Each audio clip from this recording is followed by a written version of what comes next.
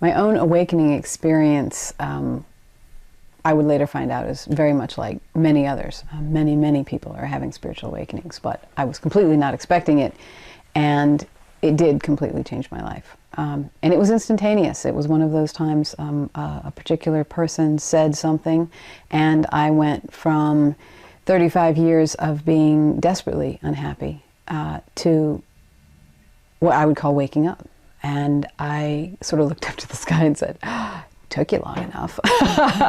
And I was at first very incensed that I'd spent 35 years actually believing that all of this was real, or at least that it was the only reality that was here, because an expansive reality came in that was unbelievably amazing. And I understood things. I understood things on a very deep level, things that I didn't have an intellectual understanding of. And I really got that this was a game. And to me, that's an awakening experience. Not all awakening experiences last forever. I mean, I think when people think enlightenment, they're thinking, okay, you became enlightened, you know, like the Buddha, and that was it. You were enlightened from there on out. And generally speaking, I don't think that's true.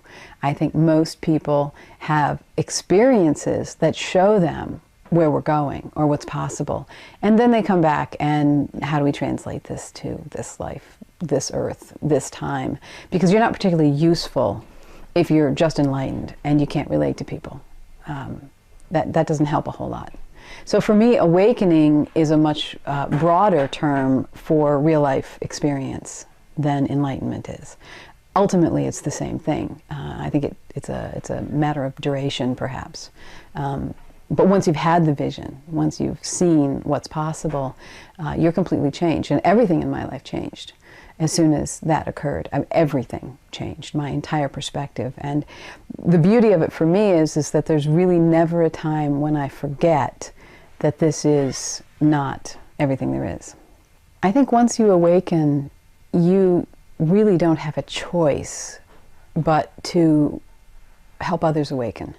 It's like finding the key to the gate that's kept you all inside and saying, wow, I can go outside and you guys have a nice life.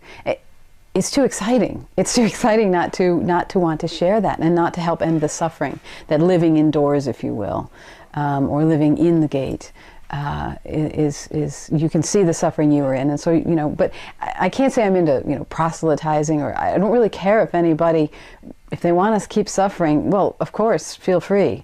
But there's an impetus, there's an urge to help share and to awaken the planet. And I mean, rightly so right now, the planet itself is in pretty dire straits. So some more awake people would be helpful, I think.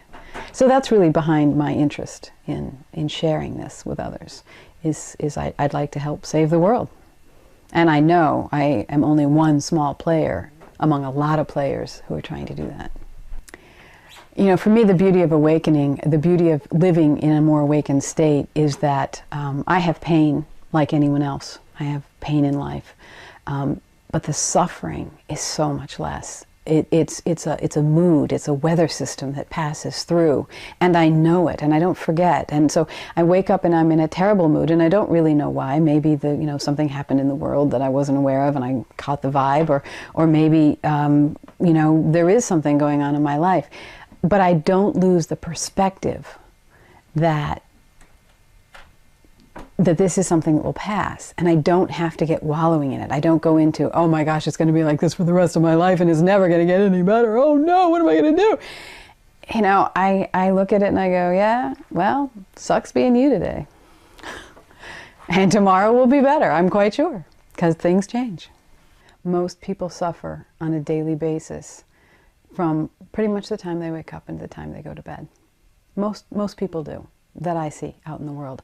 And they may not be aware they're suffering. They might not identify themselves as, oh, well, I'm suffering right now. And the Buddha said, that life is suffering. But the suffering comes from, am I okay? Am I going to do okay? What'll happen if I'm not okay? What happens if I fail? What happens if I'm wrong? What happens if my family, something happens to them? What happens?